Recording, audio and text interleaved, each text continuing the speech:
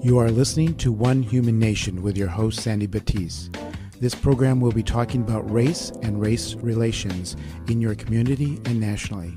Our goal is to be open, honest, and productive.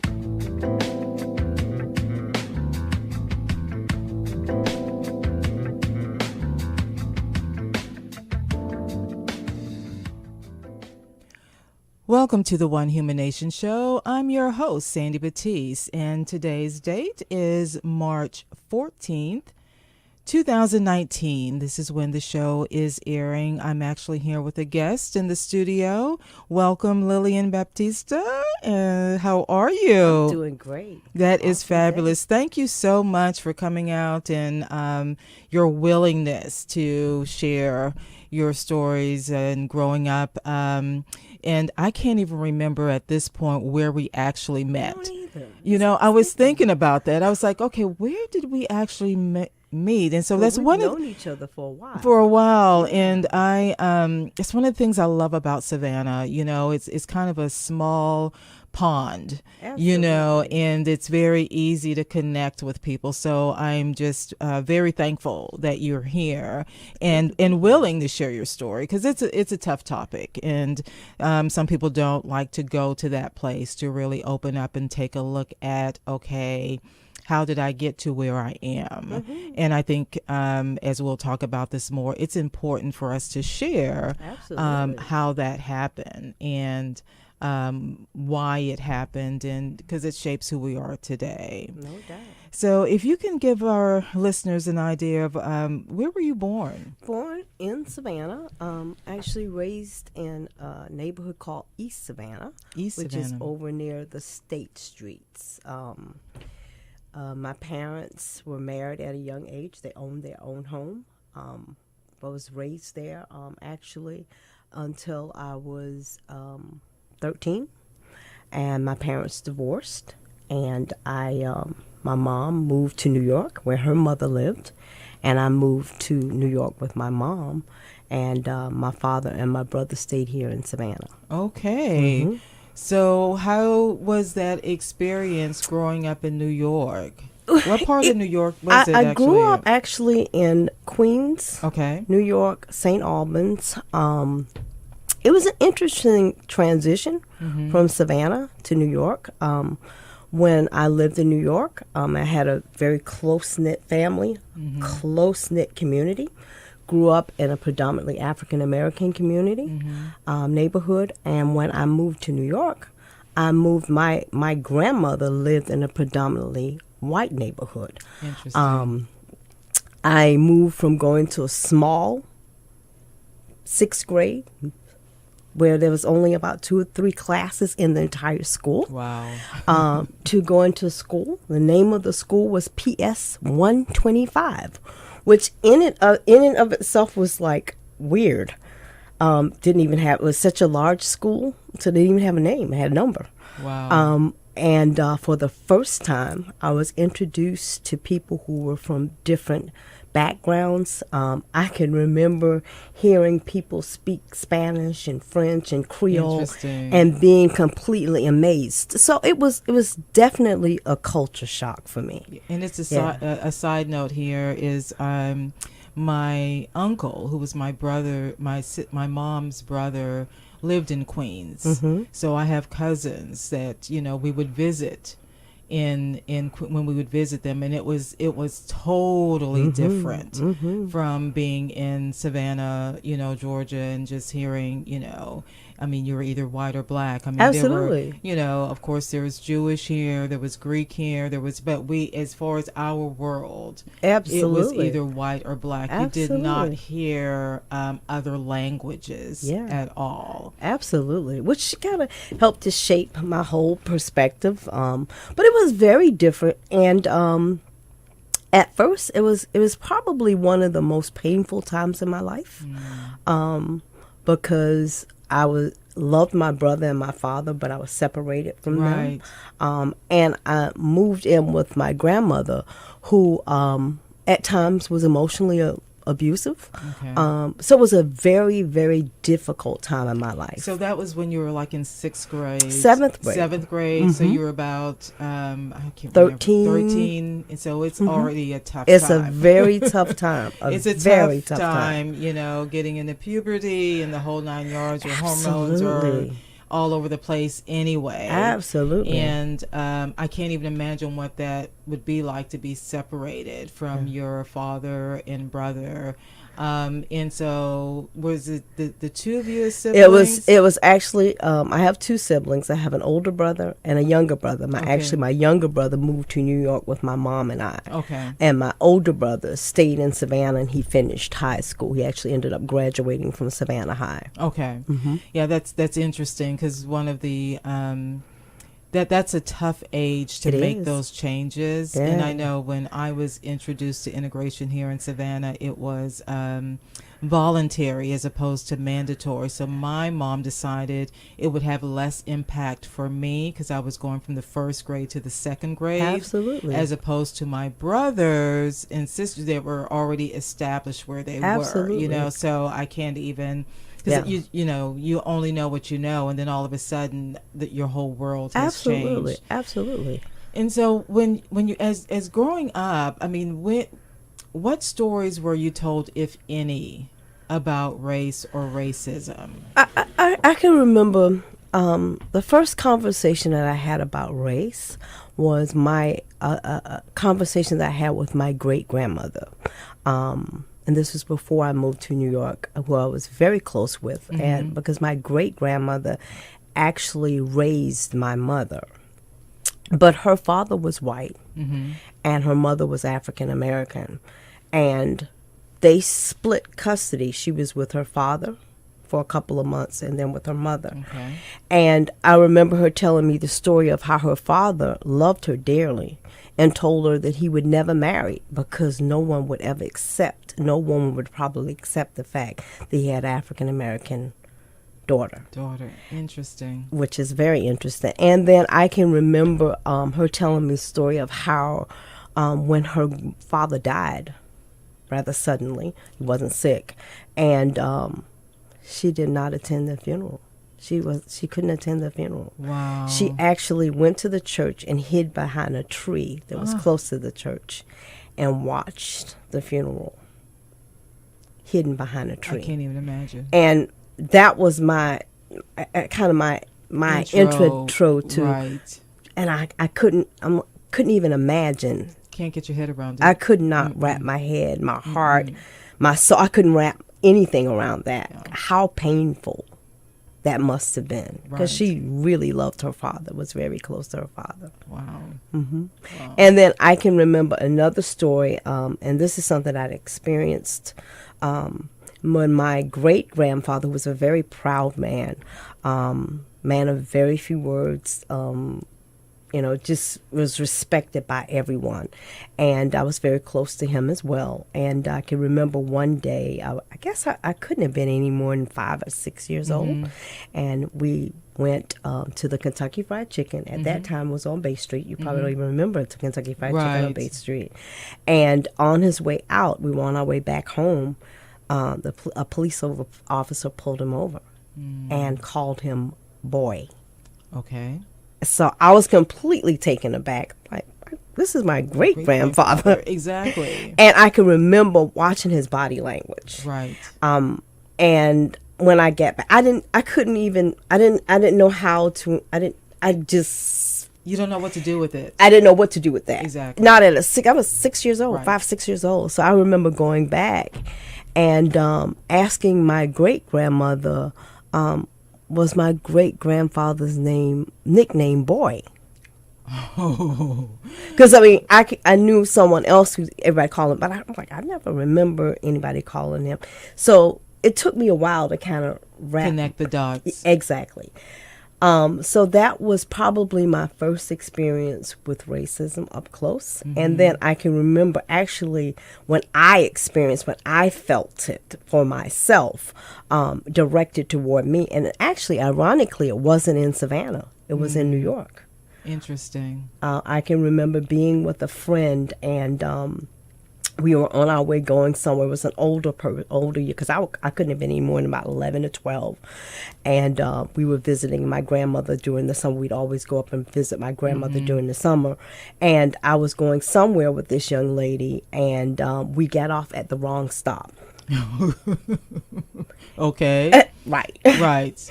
And we actually ended up in Astoria. And when we came up, I could feel a shift in the atmosphere. Interesting. Isn't that weird? Yes. I walked into a diner with her, and it was almost like everything stopped. It's the silence. Yeah. It's that. And I had never, ever felt that before. Yeah, what are you doing here? Yeah. And I remember asking for, and this was 45 years ago, asking for, I was thirsty. Could I have something to drink? I wanted to purchase a Coke. Right. They said it was $2. Now, this was 45 years ago. Can you imagine that? But that was the first time, and I really felt afraid. Mm-hmm. It's interesting because you can feel the shift. Yes. And, I lived in Texas for like 35 years, and I would tell them, I said, I prefer to be in Savannah, Georgia any given day of the week. Because you always know where you stand. Yeah. And it's a sensation that you do not ever forget when you pick up on that vibe, that you're not welcome there because of the color of your skin. Absolutely. And there's nothing you can do about that, because, what am I supposed to do with that? Change the color of my skin? What am I supposed to do with that? Absolutely. And yes. So let's fast forward a little bit. And so, well, maybe it's not fast forward. So during your time growing up in New York and growing up, what were you always inclined to be on the track to? Did you go to college, or did you go to vocational school? I did. I first of all, I moved out because my mom at the time was living with my grandmother, who I did not get along with. Okay. So I was determined when I was 18, I was going to move out. When I was 18, I did move out.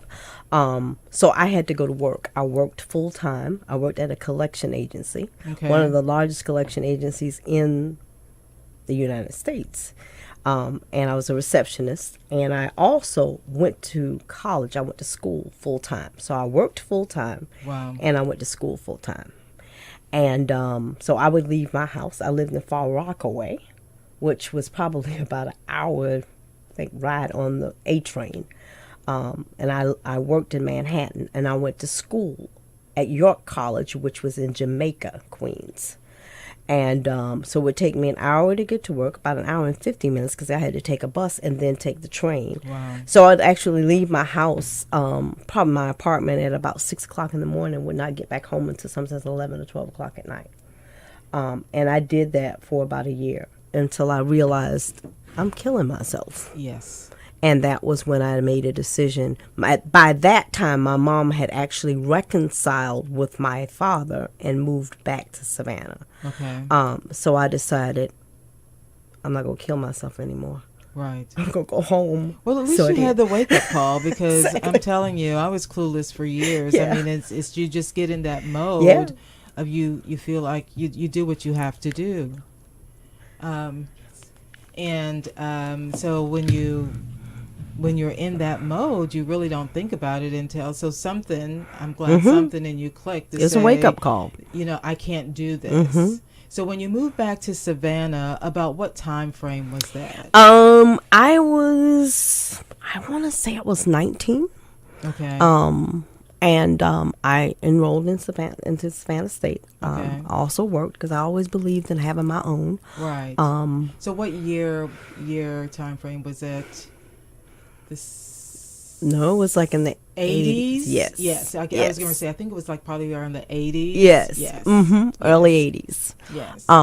So I moved back, and I became very involved in school, but I was really particularly involved in like HIV/AIDS education and that whole move. And once I graduated from college, I went to law school. Okay. And I ended up coming back home and immediately working in the community. And so when you say you went to law school, because you're kind of glossing over, where did you go to law school? Mercer University. It's so funny because I graduated from Mercer University with a BS. So I graduated in, I guess it would have been 80. Okay. And so, like I said, I'm 3 years, I think, older than you. So I think this was in 84. Yes. Yeah. And I was already in Texas then. You know, so it's very interesting that there are some things that are so parallel. Absolutely. In you our talk walk. long enough, you find out. You find out. You know, the stories. And so, what was your experience going through law school at Mercer University? I actually did not complete law school. I got sick in my second year of law school. Okay. And I realized it was at that time that I really shifted, because I realized that I needed to find my own path. I didn't even like law. I was people. My mom. It's the prestige. It's a prestige, and I was always an orator. So it's like, you should go to law school. Right. I really didn't like the. I just didn't like it. And once I got sick, I never went back. And I kind of regret not at least get my degree, my Juris Doctorate. But I did not. I came back. I started working, and was the end of that chapter. Exactly. But it's interesting that you went to Mercer University and I went to Mercer University. So, Walter F. George School of Law. Yes, and my major was actually in political science and English, because I thought, well, actually, the way I declared my major is not the recommended path. It was because I was clueless as to far as what direction I was We've going. all been there and done that. And you get a notice from the registrar saying my junior year, you need to declare a major. And I just looked at where I had the most class credits. So let's do it. Because it's like, I got to be out of here by my my senior year, because, it's coming up, and, what do you do? So, yes, that's interesting. So when you came back to Savannah, you got engaged in the community. So talk more about that as far as... I actually started working my first job out of college, where I worked with Congressman Lindsey Thomas as administrative assistant. I worked with him. Started off to kind of relieve somebody that was on a maternity leave, and I ended up working with him for about a year, which was an interesting experience. And then I went on to work with Goodwill Industries as a service provider, working with young people who had dropped out of school and helping them to find their way back into school. And then after that, I started working at the Housing Authority. I worked in all of the neighborhoods, all the public housing neighborhoods. And reaching out, working with women who were victims of domestic violence, and developing support groups for women who were victims of domestic violence, and working with young people. I developed a character development program, a leadership program for young people who are living in public housing, with a focus on rites of passage, manhood, womanhood training. And that was very fulfilling, because I saw a lot of my young people who were kind of taking the wrong path. And just by teaching them about, and that's kind of how I got involved in storytelling, the importance of helping them to find their story. So let me ask you about that, because I did have experience working with the Housing Authority, because I was in the mortgage business. And so they had I think it was called the Self-Sufficiency Program, that people could, I think it was optional, that they could enroll in that, and as it was a graduated deal, so they would be accumulating funds to purchase a home. I remember that. Yeah. So what was interesting to me, it was the mindset of people, because I was very surprised. Some of the people that I actually was able to assist with a mortgage loan, they had just a different mindset. It wasn't. And there were others, I'm sure, that, because I would go to some of the Housing Authority communities, and talk a little bit about the mindset, because you developed a program to help, I guess, change a mindset from living in generation to generation to generation. Absolutely. So how did you determine that? What did you include in that to help people find themselves, basically? I help them to know their story. and to point them to their story, to help them to be able to tell their own individual and collective story. To begin to think about and shift how they thought, because in terms of public housing is okay, it's a way, right? To for a while, but it shouldn't be a permanent. Exactly. It shouldn't be something that you're there. You started out and then 10, 15 years later. And especially if that's what they grew up in. Absolutely. That their, parents or grandparents, absolutely, generation to generation. Yeah, you have to. Life is about forward movement, and at some point you have to lift yourself up and say, "I want to move beyond this." Right. But one of the things that I met them exactly where they were, mm-hmm. exactly where they were, and I helped them to come. It was about, let me help you find your solution. And everybody's solution was different. Exactly. And everybody's path forward was different. Some people's path forward was to get up and get out of public housing. Some people's path forward was maybe they stayed in public housing, but they moved forward. They got there, maybe they went back to school, and maybe it took them a little bit longer. Right. Everybody's different. So I met people exactly where they were. And I think that's so critical, because we are so much in the mindset of winning and losing, mm-hmm. and mm-hmm. I think there's a fear factor that if you make a decision and it's the wrong decision, mm-hmm. I heard somebody say that one of the best lessons they learned was that it was okay to fail. Yeah, failure isn't final. Exactly. And here's the deal: when you fail, you learn. Exactly. That's how you learn. Exactly. It's by failing. And if you never try anything different, because you fear failure. Absolutely. And I think that's part of the culture now, is that everybody no one wants to take that risk. Absolutely. And hopefully that's shifting, and we're going to get into the where you are now and dealing mm-hmm. with a lot of the youth with that. But right now we're going to take a break. If you just tuned in, you're listening to the One Human Nation Show. I'm your host, Sandy Batiste, and our guest today is Lillian Baptiste.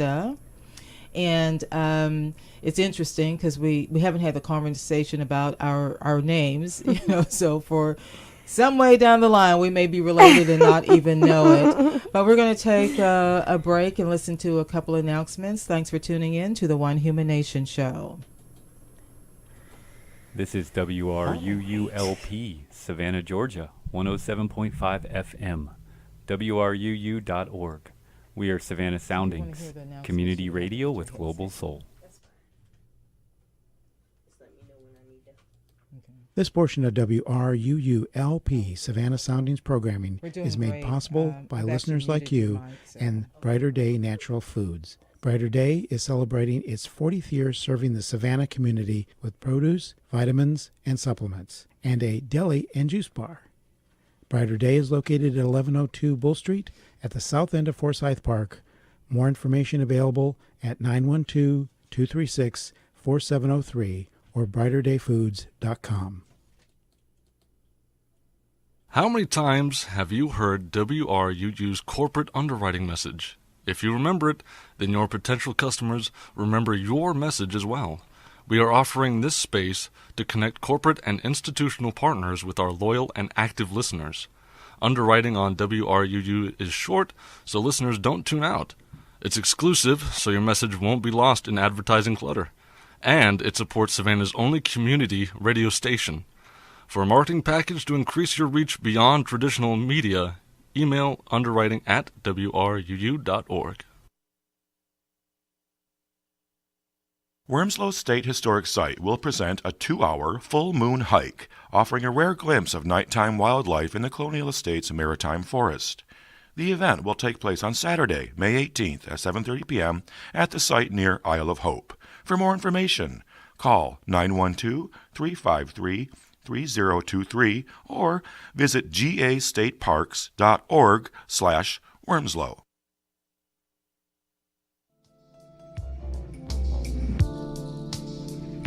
WRUU 107.5 offers Savannah's most diverse radio programming.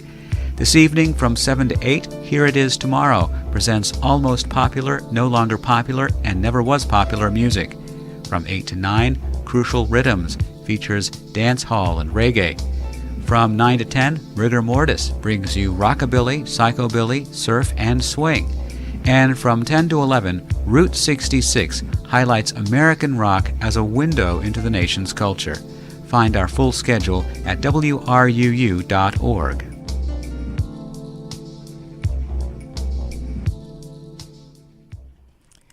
If you just tuned in, you're listening to the One Human Nation Show. I'm your host, Sandy Batiste, and our guest today is Lillian Grant-Baptiste, because I've been saying Baptista.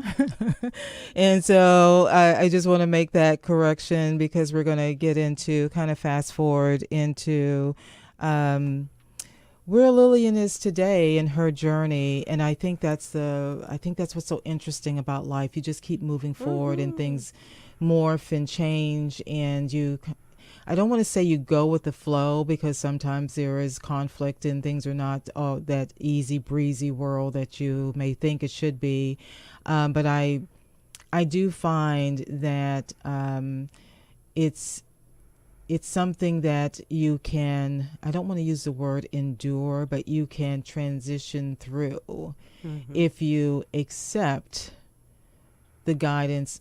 For me, it's of the divine. Absolutely. Am I doing the will that it's not my will, but it's a divine will. Absolutely. And I don't know if that influence when, because a lot of times our illnesses that we get is because we're not walking in our purpose. Absolutely. And it took me a long time to get to that point. I can remember in my 20s when I was just, out of college and just, all over the place. I mean, I would be working and I would call my dad complaining about, the people that I was working with. They were just, this. And I can remember him saying to me, Sandy, can it always be someone else? Because no matter where you move, no matter what you do, the one constant in all of it is yourself. Absolutely. And it's so important to get to know yourself. Absolutely. So talk about, how did you get to this place of recognizing and wanting to be a conduit for what we'll call storytelling? I think I got there like a lot of us, through falling and getting back up and going off the right path, and just hurting myself over and over again and repeating certain mistakes over and over again and wondering, how did I get here? How did I get here? And the strange thing is, people would look at me and think that I was good, but I had this internal struggle going on, because it's like, I may be doing certain things and I may be successful, or appear to be successful. But am I at peace? Is it well with my soul? Right. And I think you can't reach that until you get to a place where you realize that we all are called to something. And, your grandmother would say, girl, you got a call on your life. Right. But I would submit we all have a call on our lives.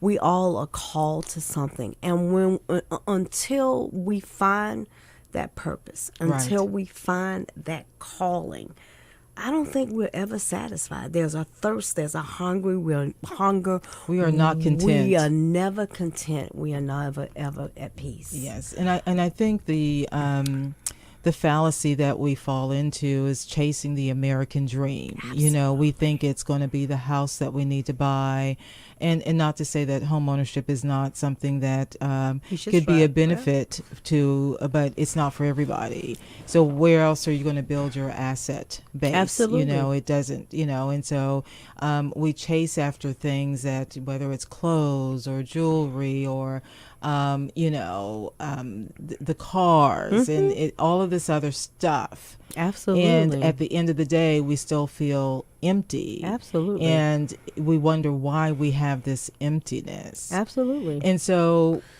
how did you get into storytelling? I mean, what was that? Because you were involved with the community and you introduced this program through through the Housing Authority. So how did you get there? That's kind of just by, I think, getting there and helping people to see, and particularly people, I've always worked with people who have been disconnected from community, are marginalized in some way. So helping folks to realize, tap into their story and to tell their story. Mm-hmm. And a part of that is to also understand that you stand on the shoulders of giants. Right. None of us have gotten wherever we have arrived in life, somebody pushed us there. Right. Somebody beat the path that we now walk through.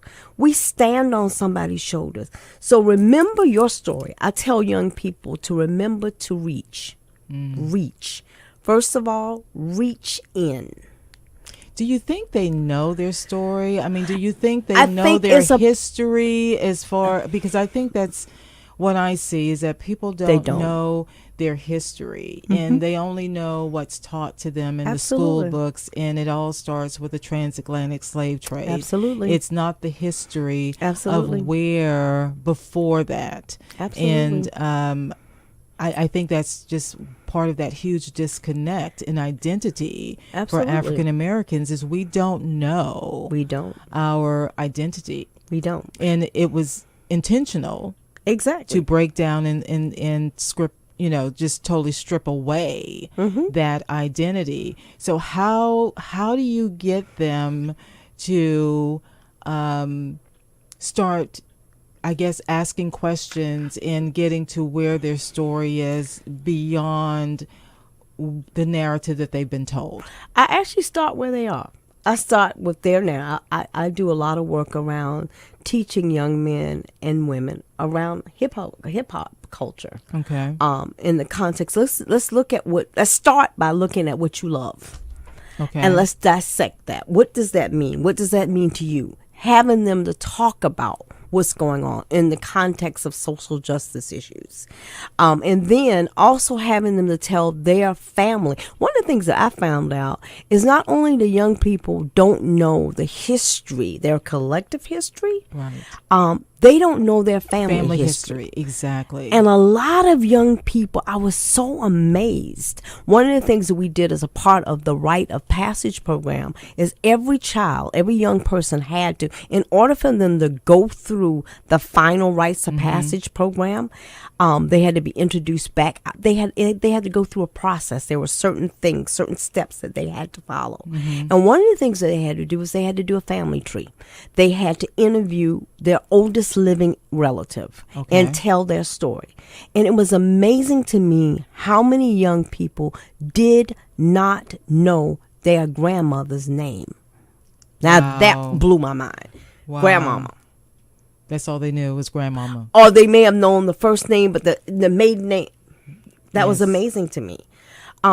What is your story? And as they look back and they found out about, my grandmother did this, my grandfather mm-hmm. did that, you could see it was a gradual. There was something they were proud of that. So yeah, that was a really fulfilling and I think experience. That's so critical because I think within the African American culture there's a lot of emphasis on family reunions. Mm-hmm. There's a lot of family reunions. Mm-hmm. And I think that's a huge missed opportunity mm-hmm. to not share the history Absolutely.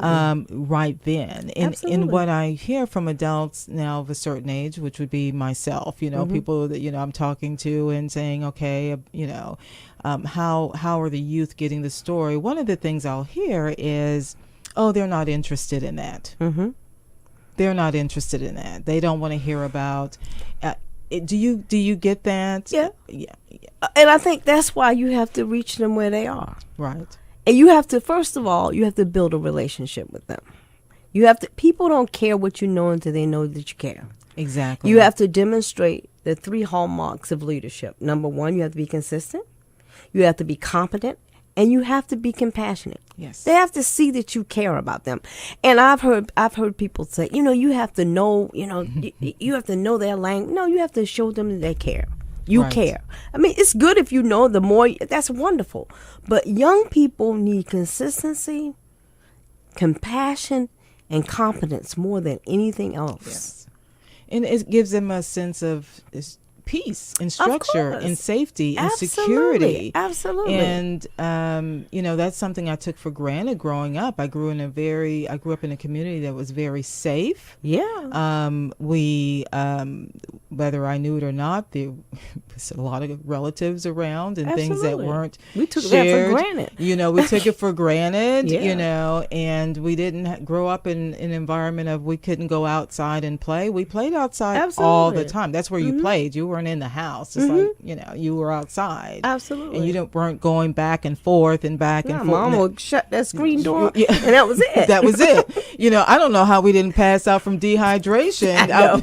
Because I don't even remember going in for water or anything, that kind of the hydrant. That's probably how we did it. Yeah. So talk about some of the initiatives that you're doing now if people wanted to connect with you, because I think it's a huge opportunity for the family reunion type of situation. Absolutely.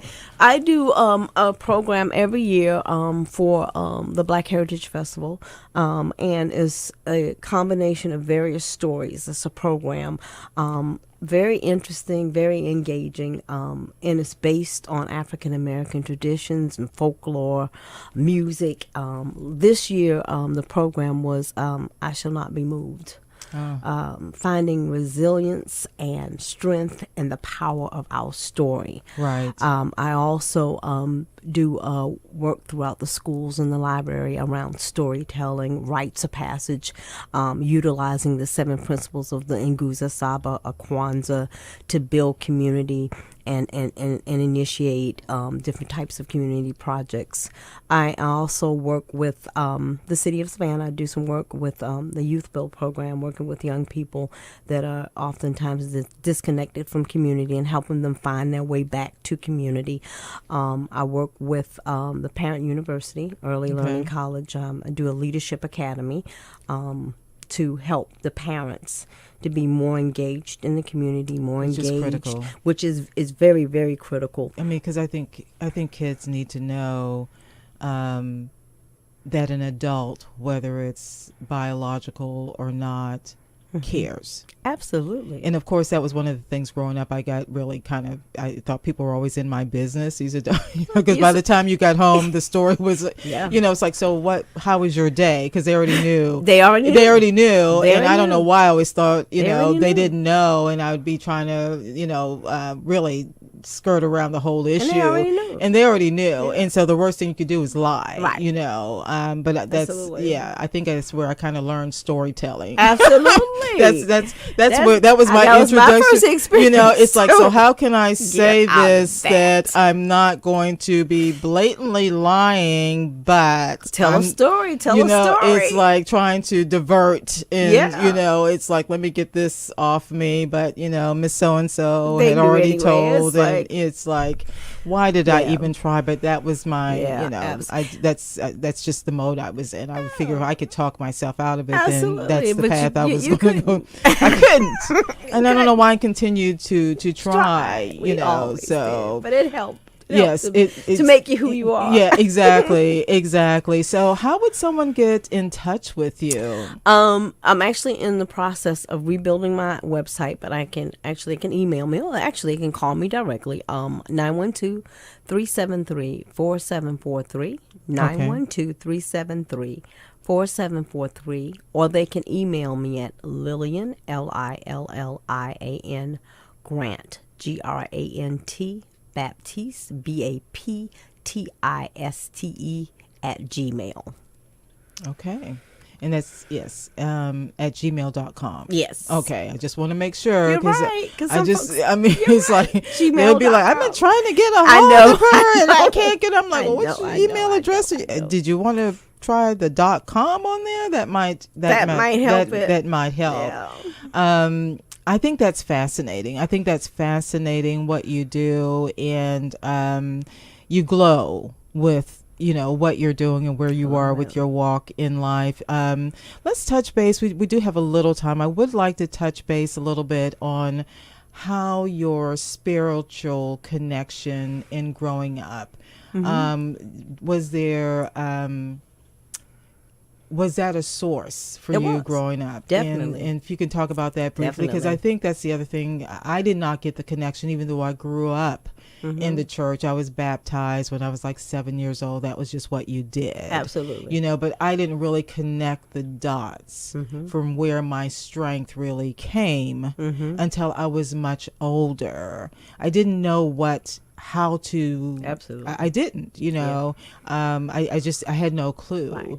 And for me, it took going through some really tough lessons to realize that something is just not working, and then to realize I did not really go through any type of discernment process. Exactly. I just went out there flying 90 miles a minute. Did what everybody else did, but it wasn't. You know, or thinking this is what I should be doing. So what was your experience growing up in I came from a home where my great-grandmother had a tremendous influence. My maternal great-grandmother had a tremendous influence on my brothers and my family. She was a very spiritual person. Never attended church. Interesting. But she read her Bible. I won't say never attended church, but she rarely attended church. You know, she was like my great grandmother. She attended church, but she would say some of the biggest hypocrites. Yeah. And she would say that especially to my brothers and other, you know, because there's this, you know, you go to church on Sunday and you're this pious person. Yeah. And then, you know, the rest of the days of the week, you're just tearing people down, you know, whatever you do. And the reality is you can be more hurt in the church. Exactly. Because that's, you know, it's kind of like, that's where the sick people are. That's where the broken people are. Absolutely. You know, and that's where people want power. You know, they find power, and folks will do almost anything. I mean, when you say that, because I've been to visited some churches, and you know they'll pretty much say, oh no, you can't sit there because that's, you know. But I am blessed to now be at a place where I love my church. Yes. It's a loving and wonderful and warm environment where the love of God is evident. And it took me a while to get to that place. It took me a while to find that.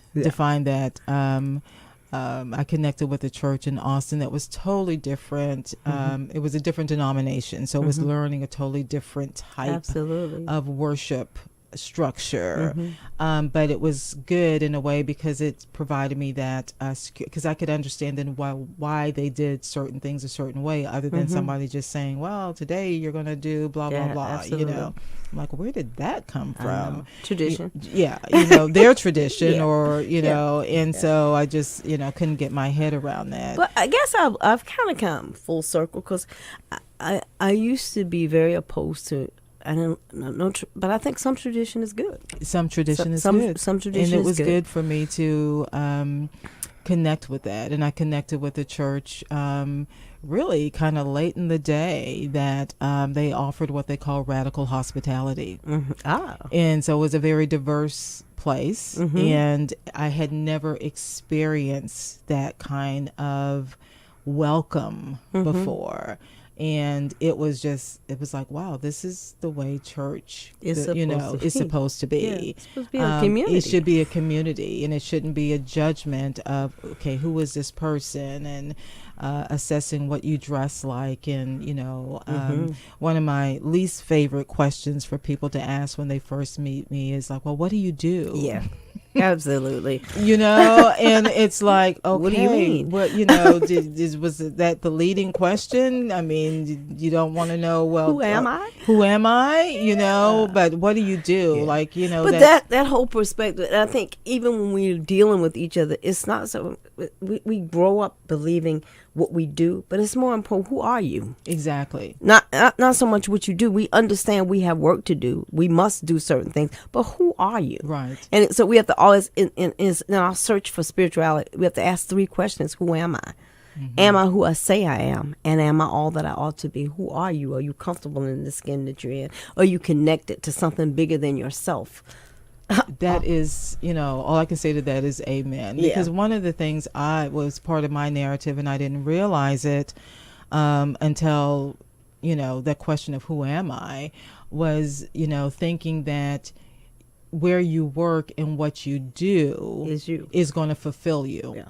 Is going to bring you contentment. And that's why early in my career, I was always changing jobs and changing, because I would be there for really pretty much like 2 years and be like, I'm out. This is not where I need to be. These people are crazy. It was just that constant cycle. Absolutely. And that's when my dad asked me, saying it couldn't always be someone else, because they got the fact that the work was the work. Yeah.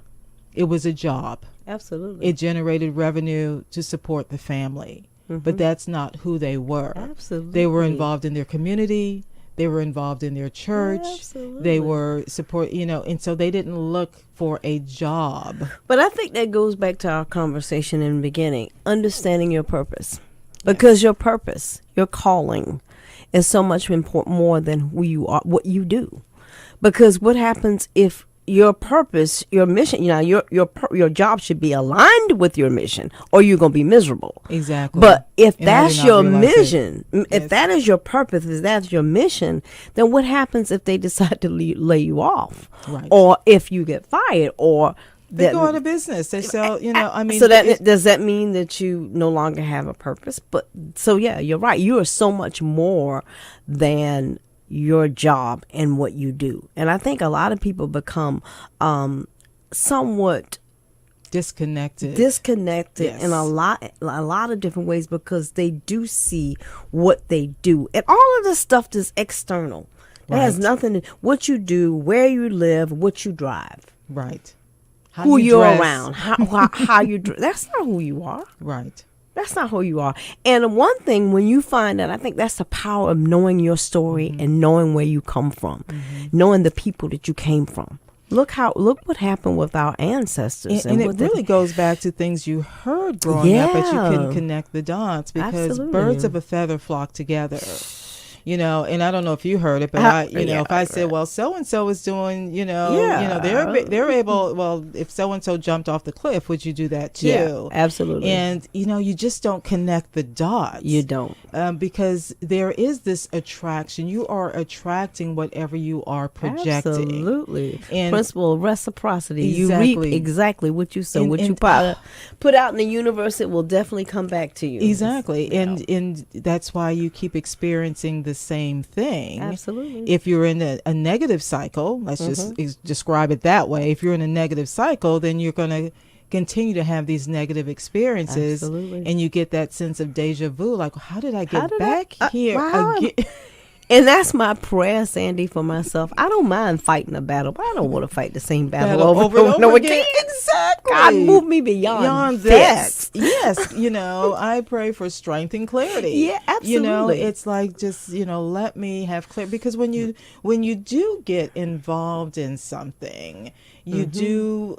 it's very easy to get so attached to Absolutely. It that you're not willing to open up to constructive Absolutely. Suggestions or criticisms, or shift, or Absolutely. Incorporate something different, because it's yours. Absolutely. And you feel so attached to it. And I've been there, and I can remember. I think we all have. Yeah, I can remember that wake up. One of the many wake up moments, unfortunately, I had was when a board member told me, I was the executive director of this nonprofit, and this board member, who was a friend of mine, told me, Sandy, you are the problem. And that was, wow. That was like, I just cried. Mm-hmm. Because it was that and I still tear up about it, because when you realize, when you're in a situation and you can stop and ask yourself, am I the problem? Yeah. And accept that no matter what it looks like, mm-hmm. and embrace that no matter how painful it is, and then shift beyond that. That's right. Absolutely. That is, to me, critical, because sometimes we get so entrenched. We don't realize, we don't want to have diverse conversations. We don't want to meet people from different cultures. We are so entrenched. We're stuck. It's the conversation that we had coming on. Right. And in the politics, we're so in our silos, we don't even want to open up to anything different from that. And we're not open to different conversations. We're not open to having conversations that are beneath surface, that we have these surface and superficial. No, we need to dig deep to the point where we sometimes agitate each other. Exactly. And be okay with that. And be okay and with we that. can have a civil discourse. It doesn't mean that you slam the phone down or, you know, I see some of the conversations on Facebook. You can't have a civil conversation. You know, you can't have a civil conversation and dialogue on Facebook. You may introduce a topic, you know, but you've got to meet people face to face, you know, because Facebook does not give you a tone. No. You know, and one of the things I learned, you know, especially later in life, very much later in life, it's very much, you know, people may not remember what you said. I think it was Maya Angelou that said that, but they will remember how they felt. That's so true. Because it's the tone of your voice. Absolutely. And that's powerful. And that is powerful. That is powerful. And we have to get back to having these face-to-face conversations, and that's one reason I love the One Human Nation show. And as I looking at the time, it's time for us to wrap up a little bit. And so Lillian, thank you so much for being on the show. Thank you, Sandy. So give us again your contact information of how people can get in touch with you. Lillian, Lillian Grant, Grant, Baptiste, BAP as in Paul, T as in Taylor, ISTE @gmail.com. And I will be posting that on the recorded show. I'll also be posting your contact information of how people can get a hold of you and that kind of deal. But thank you so much for what you do. It is always